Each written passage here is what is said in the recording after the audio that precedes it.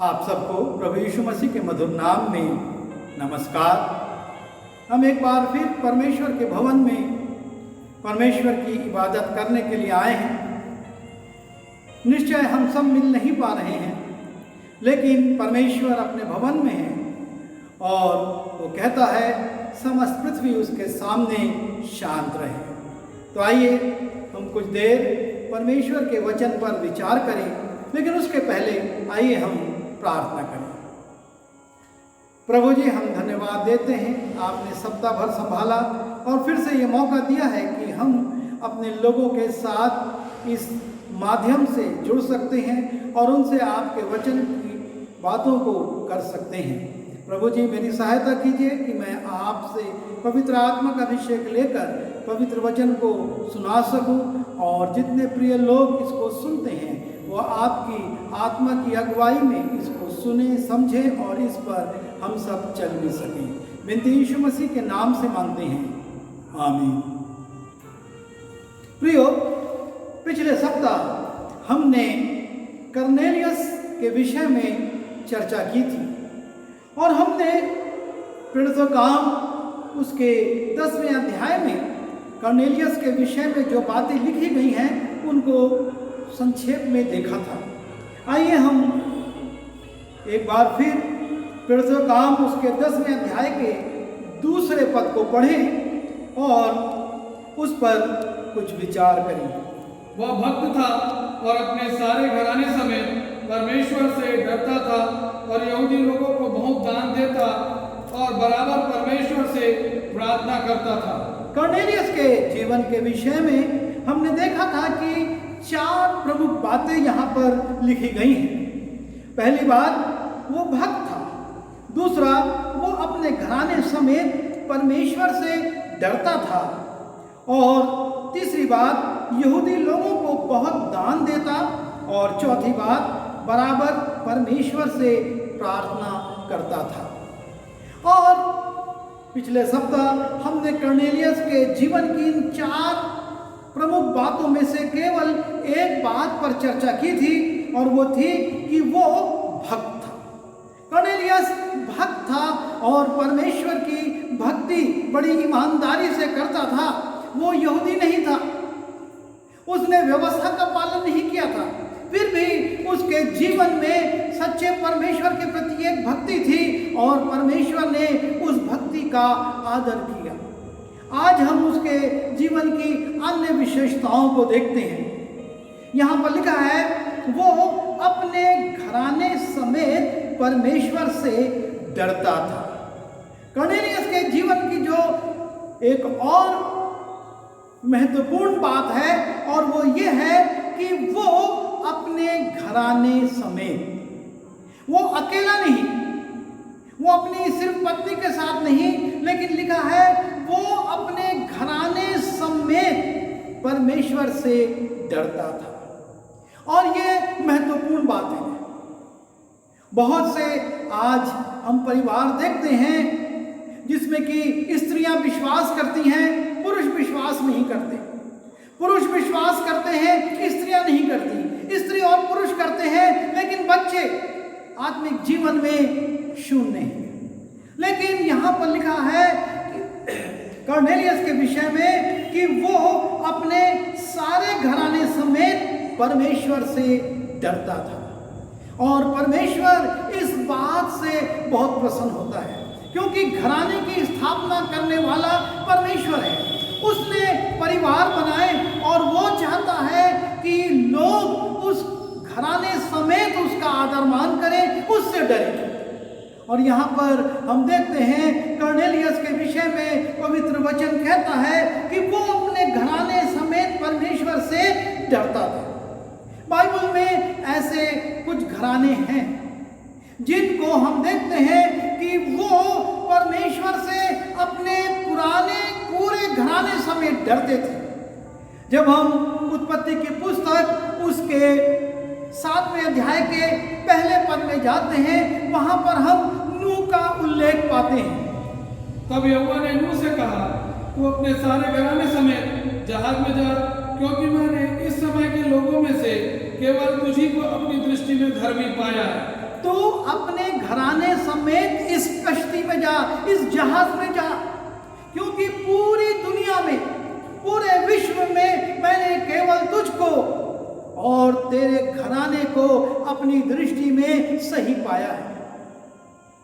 नूह स्वयं परमेश्वर की अधीनता में नहीं चलता था, वो अपनी पत्नी, 3 बेटे और 3 बहुओं के साथ परमेश्वर की अधीनता में और उसकी संगति में रहता था। और इसलिए परमेश्वर जो न्यायी परमेश्वर है, वो ऐसा नहीं करता कि सिर्फ नूह के लिए व्यवस्था कर दे, वो पूरे घराने के छुटकारे की, पानी में डूबने से बचने की व्यवस्था करता है और उससे जहाज बनवाता, और उसके बाद कहता है अब तू अपने घराने के समेत उस जहाज में जा।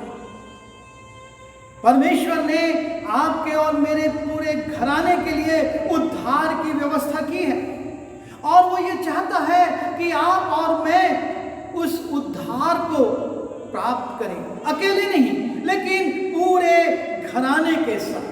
ये अति आवश्यक है कि हम इस बात के लिए सचेत हों कि हमारी पत्नी, हमारे बच्चे सब परमेश्वर के भय में चलने वाले, उसकी आज्ञाकारिता में चलने वाले और उसकी आज्ञा को मानने वाले हों। ये बहुत जरूरी बात है और ये परमेश्वर पसंद करता है। जब हम यहोशू की पुस्तक उसके 24वें अध्याय के 15वें पद में जाते हैं, बड़े आत्मविश्वास के साथ यहोशू उस समय के इस्राएलियों से कहता है, और यदि यहोवा की सेवा करनी तुम्हें बुरी लगे तो आज चुन लो कि तुम किसकी सेवा करोगे, चाहे उन देवताओं की जिनकी सेवा तुम्हारे पुरखा महानद के उस पार से करते थे, और चाहे एमोरियों के देवताओं की सेवा करो जिनके देश में तुम रहते हो, परंतु मैं तो अपने घराने समेत यहोवा ही की सेवा नित्य करूंगा। यहोशू इस्राएलियों को समझा रहा है, तुम्हारे पास 2 पसंद है।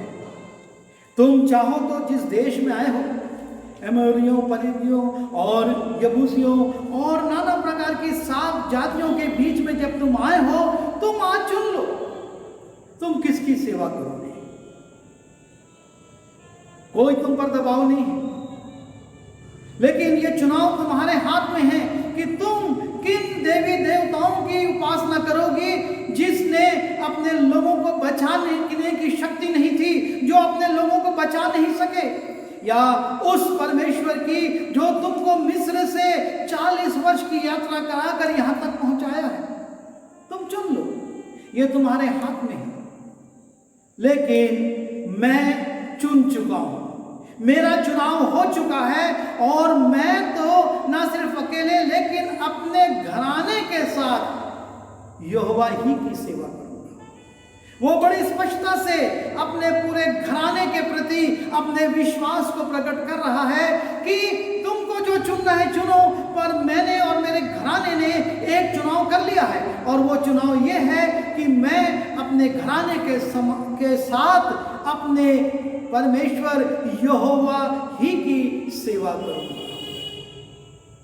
यहोशू को यह विश्वास था। जिस प्रकार से नूह ने अपने घराने को तैयार रखा था, और जैसे ही परमेश्वर ने आज्ञा दी, वो घराने के साथ उस जहाज में प्रवेश कर गया। यहोशू भी इसी बात को कहता है, तुम इस देश में चुन लो, लेकिन मैं तो जानता हूं कि मैं अपने घराने के साथ यहोवा ही की सेवा करूंगा। एक परिवार और हम देखते हैं जो कि परमेश्वर की महिमा करने के लिए, परमेश्वर को भेंट चढ़ाने के लिए, परमेश्वर की आज्ञा का पालन करने के लिए अपने घराने समेत परमेश्वर के मंदिर में आता है। जब हम पहला शमूएल उसके पहले अध्याय के 3 से 5वें पद को देखते हैं, वहां पर एल्काना का उल्लेख है।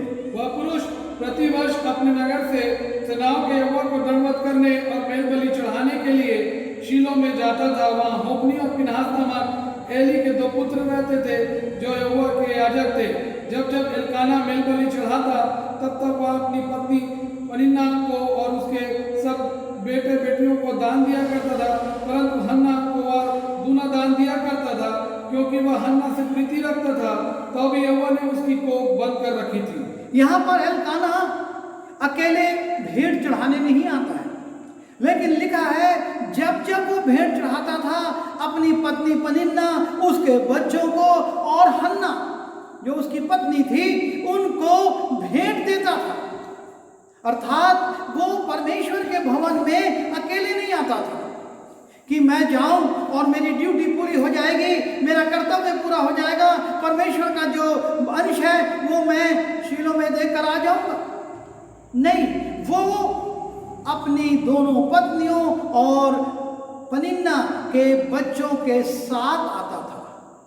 और इसीलिए हम उस दृश्य को भी देखते हैं जब हन्ना परमेश्वर के मंदिर के द्वार पर दुखी होकर प्रार्थना करती है। यदि एल्काना अपनी पत्नी को लेकर नहीं आता तो कैसे हन्ना एली के सामने उस द्वार पर सिर टेक कर परमेश्वर से प्रार्थना करती।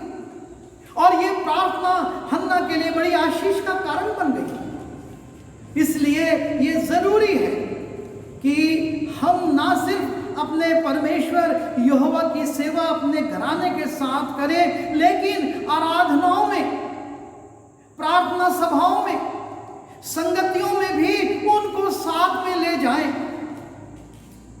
आजकल अक्सर ऐसा होता है कि माता पिता आराधना में आ जाते हैं और बच्चे घर में रह जाते हैं, या पत्नी आ जाती है, पति घर में रह जाता है, या बच्चों को भेज दिया जाता है और पति पत्नी अपने काम में लग जाते हैं। लेकिन प्रभु ये चाहता है हम उसकी संगति में, उसके भवन में, उन विशेष आराधना सभाओं में जो कि उसके भवन में या उसके दास दासियों के द्वारा आयोजित की जाती है, उसमें हम अपने पूरे घराने के साथ सम्मिलित हो। हम अपने पूरे घराने को साथ में लेकर आए ताकि हम ही नहीं, हमारे घराने के लोग भी आशीषित हो। और यहाँ पर वही दृश्य है कि एल्काना पनिन्ना को भी लाया, उसके बच्चों को भी लाया और हन्ना को भी लाया। और वहाँ पर हन्ना को लाने का एक लाभ भी दिखा कि जिस प्रकार से हन्ना टूटकर परमेश्वर के सामने झुकती है, रोती है, विलाप करती है, उससे प्रार्थना करती है, उसके जीवन में आशीष आ जाती है और सैमुएल नामक एक पुत्र को वो परमेश्वर के लिए अर्पित कर पाती है। जो बांझ थी, जिसके पास संतानें नहीं थी, जिसकी सौतन उसको बहुत चिढ़ाती थी और वो रोती थी, उपवास करती थी, वही स्त्री अब बालकों की मां बन जाती है। कारण सिर्फ एक है कि एल्काना अकेले नहीं आता था परमेश्वर के मंदिर में, वो अपने घराने के साथ आता था। जब हम यिर्मयाह उसके 13वें अध्याय के 20वें पद को देखते हैं, अपनी आंखें उठाकर उनको देख जो उत्तर दिशा से आ रहे हैं, वह सुंदर झुंड जो तुझे सौंपा गया था कहाँ है। परमेश्वर यहाँ पर एक प्रश्न रख रहा है। वो सुंदर झुंड जिसमें अच्छे पढ़े लिखे बच्चे हैं, टैलेंटेड बच्चे हैं, जिसमें अच्छा नौकरी करने वाला और अच्छा कमाने वाला पति है, वो पूछता है कि तुम्हारा वो झुंड कहाँ है? तुम लोग अलग अलग क्यों चले आ रहे हो? कभी पति आ रहा है, कभी पत्नी आ रही, कभी बच्चे आ रहे हैं। वो छोटा और सुंदर झुंड जो मैंने तुमको सौंपा था वो कहाँ है? आज भवन में तुम अकेले क्यों हो? और यदि यही प्रश्न परमेश्वर आपसे और मुझसे करे तो मेरा और आपका प्रत्युत्तर क्या होगा? मैं क्या तुरंत पलट के कह पाऊंगा प्रभु ये है मेरे बच्चे और ये है मेरी पत्नी और ये है मेरा घराना? या हमको भी लज्जित होना पड़ेगा, बहाना बनाना पड़ेगा? अरे उसके सिर में दर्द था, उसके पैर में दर्द था, उसका एग्जाम था, उसकी परीक्षा और उसकी पढ़ाई और उसकी ट्यूशन और उसकी कोचिंग। हम अपने उस झुंड के साथ क्या कर रहे हैं? क्योंकि जब हम प्रेरितों काम उसके 16वें अध्याय के 31वें पद में जाते हैं तो पौलुस जेलर से एक बात कहता है। उन्होंने कहा प्रभु यीशु मसीह पर विश्वास कर तो तू और तेरा घराना उद्धार पाएगा। प्रभु यीशु मसीह पर विश्वास कर तो केवल तू नहीं, तेरा घराना भी आशीष पाएगा। उद्धार पाएगा, छुटकारा पाएगा। ये वो कठोर जेलर है जिसने कि कुछ समय पहले ही इनको मारा पीटा था, काट में ठोका था, जेल के अंदरूनी कोठरी में बंद कर दिया था। लेकिन जब वो आता है, पूछता है साहिबो मैं क्या करूं, वो समझाता है तू यीशु मसीह पर विश्वास कर, इसके माध्यम से ना सिर्फ तू लेकिन तेरा घराना भी आशीष पाएगा। परमेश्वर आपको और मुझको अकेले उद्धार देना नहीं चाहता है। वो चाहता है कि मेरे बच्चे भी, मेरे परिवार के लोग भी, मेरे बुजुर्ग भी सब उद्धार को पाए और हम सब उसके साथ बादलों पर उठाए जाए। लेकिन तब ये जरूरी है कि जैसा कि कर्नेलियस करता था और लिखा है वो अपने सारे घराने समेत परमेश्वर से डरता था। वो अकेला नहीं लेकिन अपने घराने समेत परमेश्वर से डरता था। ये तो घराने की बात हुई। दूसरा इसमें जो हम देखते हैं और वो परमेश्वर से डरने की बात। आप और मैं परमेश्वर के भय में, परमेश्वर के डर में कितना चल रहे हैं, कैसे चल रहे हैं। जब हम इब्रानी उसके 11वें अध्याय के 7वें पद को देखते हैं, वहां नूह के विषय में लिखा हुआ है, विश्वास ही से नूह ने उन बातों के विषय में जो उस समय दिखाई न पड़ती थी चेतावनी पाकर भक्ति के साथ अपने घराने के बचाव के लिए जहाज बनाया और उसके द्वारा संसार को दोषी ठहराया और उस धर्म का वारिस हुआ जो विश्वास से होता है।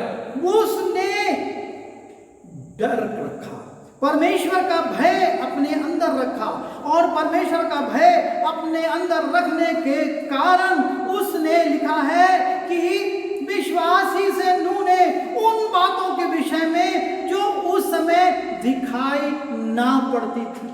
बहुत सी बातें, बहुत सी आशीषें हमको आज दिखाई नहीं पड़ती हैं, लेकिन परमेश्वर ने जो प्रतिज्ञाएं की हैं, परमेश्वर ने जो आज्ञाएं दी हैं, हमको उन पर विश्वास करके उनके विषय में सावधान होना है।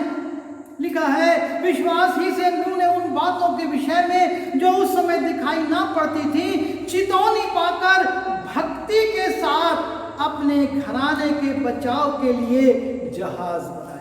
भक्ति के साथ, परमेश्वर की भक्ति, परमेश्वर से के भय के साथ उसने अपने घराने के लिए। ये बहुत जरूरी है कि हम परमेश्वर के भय में रहें।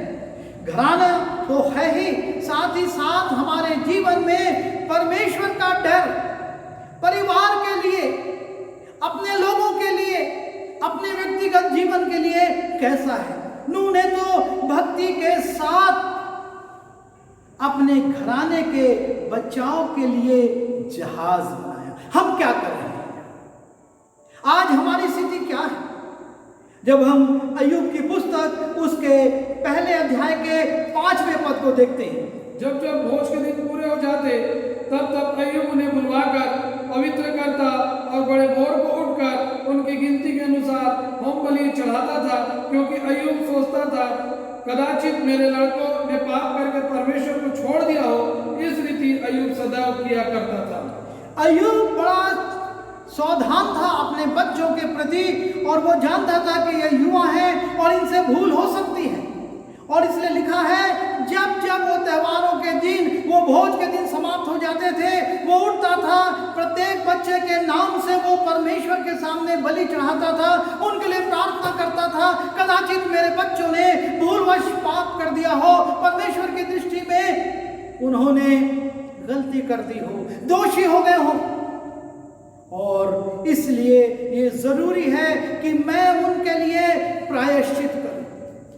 आज आवश्यकता है इस बात की कि हम भोर को उठकर अपने बच्चों के लिए, अपने परिवार के लिए प्रार्थना करें, उनके लिए आंसू बहाएं, उनके लिए उपवास करें, उनके लिए परमेश्वर से विनती करें, क्योंकि आज संसार की दशा बहुत भयानक है। जो बातें हम नहीं सोचते वो बातें हो जाती हैं, और इसलिए समय से पहले उसके बच्चे दोषी ठहरते, उसके पहले वो प्रायश्चित कर लेता था। यह है घराने के साथ परमेश्वर से डरना, परमेश्वर की अधीनता में रहना। और उसका प्रतिफल हम देखते हैं जब अय्यूब की पुस्तक उसके पहले अध्याय के 8वें पद को हम पढ़ते हैं। यहोवा ने शैतान से पूछा, क्या तूने मेरे दास अय्यूब पर ध्यान दिया है? क्योंकि उसके तुल्य खरा और सीधा और भय मानने वाला और बुराई से दूर रहने वाला मनुष्य और कोई नहीं है। परमेश्वर अपने पुत्रों की सभा में जब डोलता डालता घूमता फिरता पृथ्वी पर से शैतान आता है, उससे पूछता है कि क्या तूने मेरे दास अय्यूब पर ध्यान दिया है? मेरा अय्यूब, मेरा दास अय्यूब उसके तुल्य खरा सीधा और मेरा भय मानने वाला। सबसे बड़ी बात परमेश्वर का भय। उसमें खराई थी, वो सीधा था, वो बुराई से दूर रहता था, लेकिन सबसे बढ़कर बात जो थी परमेश्वर का भय। हम खरे हो सकते हैं, हम सीधे हो सकते हैं, बुराई से अलग हो सकते हैं, लेकिन हमारे जीवन में क्या परमेश्वर का भय है? परमेश्वर ये देखता है, वो इस बात को चाहता है कि उसका भय माना जाए। वो कहता है यदि मैं पिता हूं तो मेरा भय मानना कहां है? यदि मैं स्वामी हूं तो मेरी अधीनता कहां है? तुम किसकी अधीनता में चल रहे हो? किसकी दासता में चल रहे हो? किसके भय में चल रहे हो? और आज हमारे लिए भी यही वचन चुनौती है कि जैसे अब्राहम के लिए, जैसे कि नूह के लिए, जैसे कि अय्यूब के लिए परमेश्वर कहता है। हमने उत्पत्ति उसके 22वें अध्याय के 12वां पद को कई बार पढ़ा होगा और उस पर हमने कई बार सोचा भी होगा। एक बार फिर हम उसको पढ़ें। उसने कहा, उस लड़के पर हाथ मत बढ़ा और ना उससे कुछ कर, क्योंकि तूने जो मुझसे अपने पुत्र वरन अपने इकलौते पुत्र को भी नहीं रख छोड़ा। इससे मैं अब जान गया हूं कि तू परमेश्वर का भय मानता है। इसलिए मैं जाना हूं क्योंकि तूने अपने बुढ़ापे के पुत्र, जब तू 100 साल का था तब तेरे जीवन में इस बच्चे का जन्म हुआ था और अब ये इतना बड़ा हो गया है कि ये इस लायक है कि लकड़ी का गड्ढा उठाकर पहाड़ पर चढ़ सकता है। ये गोद में खेलने वाला बच्चा नहीं है, ये किशोर अवस्था का बच्चा है जो कि अपने पिता से ज्यादा शक्ति रखता होगा, क्योंकि उसका पिता 100 वर्ष से ऊपर हो चुका था। लेकिन लिखा हुआ है कि तूने इस लड़के से बढ़कर, अपने बच्चे से बढ़कर मेरा भय माना है और इससे मैं प्रसन्न हूं। तूने उसको मेरे लिए रख नहीं छोड़ा। हम जब यहां पर देखते हैं परिवार की आज्ञाकारिता को, जब अब्राहम को परमेश्वर ने यह आज्ञा दी अपने पुत्र को मेरे लिए बलि कर दे, और एक 3 दिन का लंबा रास्ता भी बताया। 3 दिन में उसके दिल में कितने विचार आए होंगे, कितने सोच आए होंगे, लेकिन वो दृढ़ है कि मैं तो परमेश्वर की आज्ञा के अनुसार करूंगा, क्योंकि मैं उसका भय मानता हूं। उसने दिया है वही लेगा, लेकिन मैं तो करूंगा। और वो अपने बेटे और सेवकों को लेकर चला आ रहा है और पहाड़ के नीचे सेवकों को छोड़ देता है, गधे पर से लकड़ियां उतरवा लेता है, लड़के के कंधे पर, उसकी पीठ पर रख देता है और कहता है चलो। और पहाड़ पर जाकर वो वेदी बनाता है। वेदी बनाकर वो उस लड़के को बांध भी देता है, लेकिन बेटे की आज्ञाकारिता देखिए, वो उस समय भी विरोध नहीं कर रहा है, बाप से हाथ छुड़ाकर भाग नहीं रहा है, लेकिन पिता ने उसको बांध दिया और वो बंधा हुआ है।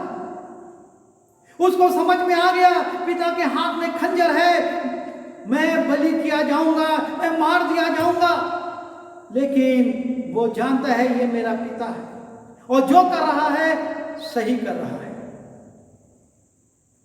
परमेश्वर हमारे घराने में ऐसे ही अनुशासन को देखना चाहता है। जब हम परमेश्वर का भय मानकर उसके मार्ग में चलते हैं, कई बातें ऐसी होती हैं जो हमको तत्कालिक हानि की लगती हैं। इससे बड़ी हानि हो जाएगी, इससे इससे बड़ा नुकसान हो जाएगा, इससे हमारे बच्चों पे बुरा असर हो जाएगा, उनकी हानि हो जाएगी।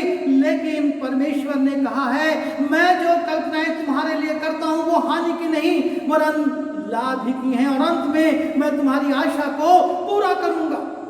और यहाँ पर हम देखते हैं परमेश्वर अब्राहम से उसकी पुत्र की बलि को नहीं लेता, लेकिन उसको प्रशंसित करता है, उसकी प्रशंसा करता है कि तूने अपने बेटे से बढ़कर मुझसे प्रेम किया और मेरे भय को माना है। जब हम भजन अय्यूब उत्पत्ति उसके 28वें अध्याय के 16 और 17 पद में देखते हैं तो वहां पर याकूब का उल्लेख है, जो कि परमेश्वर की उपस्थिति महसूस करके भयभीत हो जाता है। तब याकूब जाग उठा और कहने लगा, निश्चय इस स्थान में यहोवा है और मैं इस बात को जानता था। और भय खाकर उसने कहा, यह स्थान क्या ही भयानक है, यह तो परमेश्वर के भवन को छोड़ और कुछ नहीं हो सकता, वरन यह स्वर्ग का फाटक ही होगा। ये वो इस स्थान में जब परमेश्वर के दूतों की उस सीढ़ी की उपस्थिति को देखता है, उसके अंदर परमेश्वर का भय आ जाता है। ये है परमेश्वर की उपस्थिति। हम अपने आसपास परमेश्वर की उपस्थिति महसूस करते हैं तो क्या हम परमेश्वर के भय में आ जाते हैं, या अपने ही जीवन में, अपने ही आनंद में, अपने ही भोग विलास में पड़े रह जाते हैं। जब हम उत्पत्ति उसके 42वें अध्याय के 18वें पद में जाते हैं, तीसरे दिन यूसुफ ने उससे कहा, एक काम करो तब जीवित रहोगे, क्योंकि मैं परमेश्वर का भय मानता हूँ। मैं परमेश्वर का भय मानता हूँ, एक काम करो और तब जीवित रहोगे। परमेश्वर के भय मानने वाले हमेशा इस बात को प्रकट करते हैं कि हम परमेश्वर का भय मानते हैं, हम उसकी आज्ञा के अनुसार चलते हैं और तुमको भी वैसा ही करना होगा। और जब हम भजन संहिता उसके 5वें अध्याय के 7वें पद में जाते हैं, परंतु मैं तो तेरे अपार करुणा के कारण तेरे भवन में आऊंगा और मैं तेरा भय मानकर तेरे पवित्र मंदिर की ओर दंडवत करूंगा। मैं तेरा भय मानकर तेरे पवित्र मंदिर की ओर दंडवत करूंगा। दाऊद कह रहा है, मैं आऊंगा, हर परिस्थिति में आऊंगा। आज परमेश्वर के अनुग्रह से हम बहुत अच्छी अवस्थाओं में हैं, लेकिन आज हमारी परमेश्वर के साथ संगति क्या है? क्या हम परमेश्वर की संगति में आगे बढ़ रहे हैं?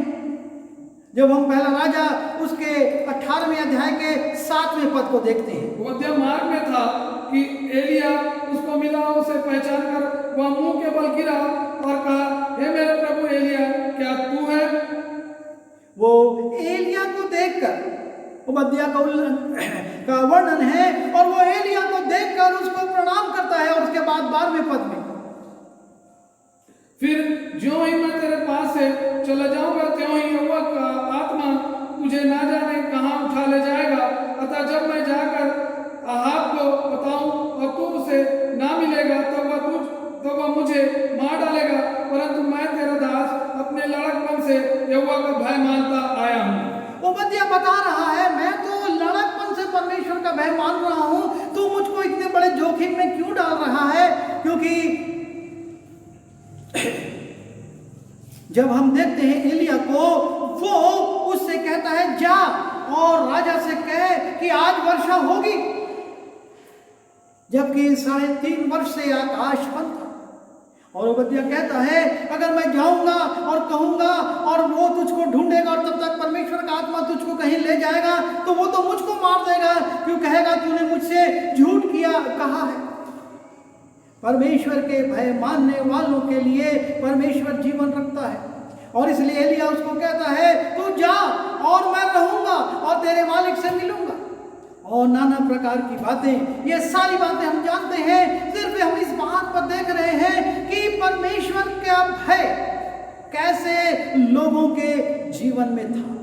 जब हम नहमिया की पुस्तक उसके 5वें अध्याय के 15वें पद को देखते हैं, परंतु पिछले अधिपति जो मुझसे पहले थे, वे प्रजा पर भार डालते थे और उनसे रोटी और दाख मधु और इसके साथ 40 शेकल चांदी लेते थे। वरन उनके सेवक भी प्रजा के ऊपर अधिकार जताते थे, परंतु मैं ऐसा नहीं करता, क्योंकि मैं यहोवा का भय मानता था। जो परमेश्वर का भय मानते हैं वो सेवकाई के लिए, वो परमेश्वर के कार्य के लिए हमेशा उद्यत रहते हैं। उनके जीवन में इस बात का महत्व नहीं है कि हम क्या खाएंगे, हम क्या पिएंगे, लेकिन उनके जीवन में यह महत्व है कि हमको परमेश्वर का काम करना है। और हम कर्नेलियस के जीवन में इसी बात को देखते हैं कि कर्नेलियस परमेश्वर का भय मानता था, और वो भी कैसा भय मानता था, अकेले नहीं लेकिन अपने पूरे घराने के साथ उसके जीवन में परमेश्वर का भय था। लिखा है वो अपने घराने समेत परमेश्वर से डरता था। आज आवश्यकता इसी बात की है कि आप और मैं ना सिर्फ अपने घराने को संसारिक चीजों से, संसारिक वस्तुओं से खिलाए पिलाए पोषित करें, लेकिन परमेश्वर के भय में भी बढ़ाएं, क्योंकि इसका उल्लेख परमेश्वर कर रहा है अपने वचन में। अर्थात ये बात वो नोटिस करता है, वो ध्यान देता है कि आप और मैं अपने घराने के साथ कैसे आत्मिक जीवन में चल रहे हैं। आपको और मुझको इस बात पर विचार करना होगा। एक स्थल और देखेंगे, प्रेरितों का काम उसका 9 अध्याय और 31वां पद, जहां पर कि आरंभिक कलीसियाओं का उल्लेख है। इस प्रकार सारे यहूदिया और गलील और सामरिया में कलीसिया को चैन मिला और उसकी उन्नति होती गई, और वह प्रभु के भय और पवित्र आत्मा की शांति में चलती और बढ़ती गई। वो प्रभु के भय और पवित्र आत्मा की शांति में बढ़ती और चलती गई। जब आप और मैं अपने घराने के साथ, ये कलीसिया का उल्लेख है, और आपका और मेरा घराना कलीसिया की एक यूनिट है, एक उसकी इकाई है, और इसलिए हमको इस बात के लिए सचेत होना है कि हम परमेश्वर के भय में और पवित्र आत्मा की शांति में अपने परिवार को लेकर चलेंगे। आज हमारे परिवार के लिए परमेश्वर की पुस्तक में क्या लिखा जा रहा है? कर्नेलियस के लिए लिखा गया कि वो अपने घराने समेत परमेश्वर से डरता था। आज मेरे घराने के लिए क्या लिखा जा रहा है? आज आपके घराने के लिए क्या लिखा जा रहा है? बहुत सी बातें लिखी जा सकती हैं, लेकिन महत्वपूर्ण बात यह है कि क्या परमेश्वर अपनी पुस्तक में लिखवा रहा है कि आपका घराना, मेरा घराना परमेश्वर से डरता था। आइए हम प्रार्थना करें। प्रभु जी, हम धन्यवाद देते हैं कि आपने हमको घराने दिए हैं, आपने हमको परिवार दिए हैं, और हम विनती करते हैं कि हम आपके परिवार जो आपने सौंपे हैं उनके साथ आपके भय में बढ़े, हमारे जीवन में आपका भय स्थान पाए और हम उसमें उन्नति करते जाएं, ताकि आपकी पुस्तक में वो लिखा जाए, और जब पुस्तकें खोली जाएं तो ये भी पढ़ा जाए कि ये अपने घराने के साथ परमेश्वर से डरते हुए आगे बढ़ते थे। हम सब की सहायता कीजिए, विनती यीशु मसीह के नाम से मांगता हूँ, आमीन। आइए आशीष ग्रहण करेंगे। अब परमेश्वर पिता का प्रेम, प्रभु यीशु मसीह का अनुग्रह और पवित्र आत्मा की सहभागिता मेरे उन तमाम प्रिय लोगों के साथ जो कि इस वचन को अलग अलग स्थानों में सुन रहे हैं, उनके साथ प्रभु यीशु मसीह के दूसरे आगमन तक बनी रहे। आमीन।